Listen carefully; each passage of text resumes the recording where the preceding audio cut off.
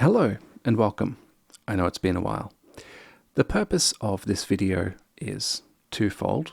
Firstly, I want to introduce the way of working with structs in Rust. And secondly, I want to talk about the sort of an approach to object-oriented programming that Rust takes. Now, this isn't going to be the full object-oriented deal. That will be probably concluded in the next video in this series, but yeah, let's have a look at it. So to start with, we're going to deal with anything. Let's deal with a composite data type. Let's say we have a person and we have some data. We're going to go with name, age. Yeah, let's just go, let's put weight as well. Who knows? And give them a friend data type. I'm going to keep just simple data types at the moment. So for instance, friend, although it should really be a reference to another person, let's just set that as the name of the friend for now. Just keep it simple. Again, we'll conclude this in the next video.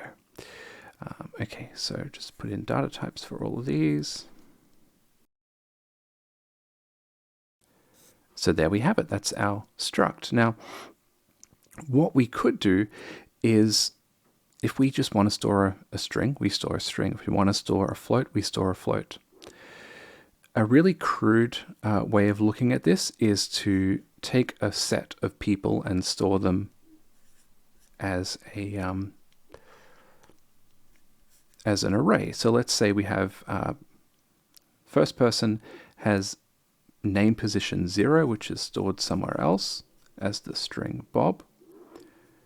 They have a height of 185, an age of 18, weight of 60.1. This really doesn't matter. And their friend is going to be the next string in that memory location, which is Alice. And then let's have a look. Alice is name number 1. And so on and so on. And this is sort of like the matrix, you know, when they say, oh, you see zeros and ones, but I see a juicy steak or a lady in a red dress or something. So by being clever with our math, we can access the data fields and say, okay, this is person number 0, this is person number 1 in our set, and so on. And ultimately, this is sort of what computers do. This is actually back before I knew anything. This is how I program things. And it wasn't even like this. I would literally have all of the data in one sort of Uber array, and I'd step around through that. And that's really bad. Hopefully I don't have to explain why that's really bad. Computers do sort of do something under the hood like this when we deal with structs, but we have a struct construct in the Rust language, which basically acts as an interface to this and makes it a lot easier to work with. So let's flick over to the code and see how this works. So here we have our code, and we'll just go ahead and declare a struct. The name of this struct will be person, and then inside the composite data type, we declare all of our data. So we say, okay, we're going to have a name, and the data type for that will be a string, and so on and so on. Pretty much just the same as before. Height will be a float of 32 bits. Age will be, we could say, yeah, why not? We'll go, yeah, integer of 32 bits. We could go unsigned. It wouldn't matter at all. And the reason for that is that this age is going to be nowhere near the bounds for signed or unsigned, so that's fine. And there we have it. That is our struct. It's complaining that it's never constructed. That's fine. Let's go ahead and make one now. So the way we make this is we go ahead and write the struct again. Now, we do not have to declare these in the same order, but for this example, it would be crazy not to, because we can see it right there, so why not? Okay, so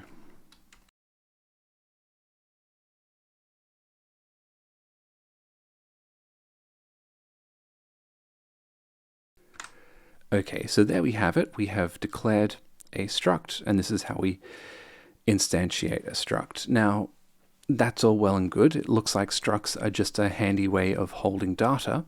What can we actually do with them? So in object-oriented programming, we have the data, custom data type, and we also have functions which are associated with that data. So in other words, we should have some functions that we can call on a person, and they expect to operate on a person.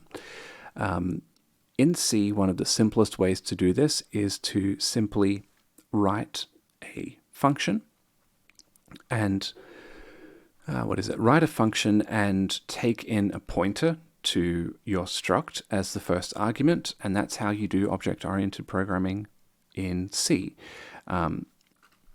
Arguably, object-oriented programming has some other things involved in it as well. It's not just methods.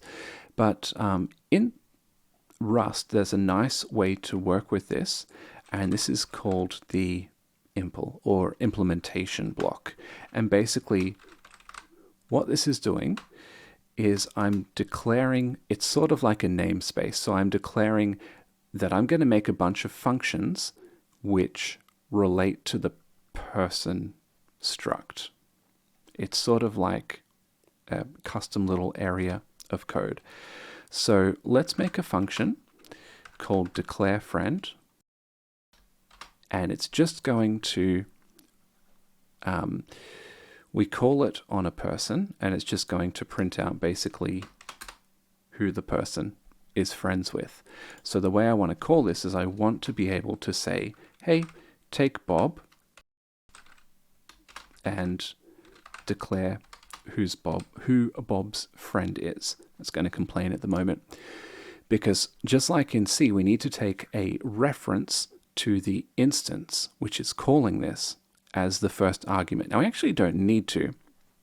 If we wanted to make this like a static class. So we could go person, declare friend, and this does not need to be scoped. This does not need to be called on a specific instance. But I won't worry about that right now. What we'll do is we'll take this self. There we go. Just had to lint it. And yeah, let's go for it. So we'll go print line. And now we can access the person's name and any other fields. Now, what we could also do is take in some other data. So we can say descriptor.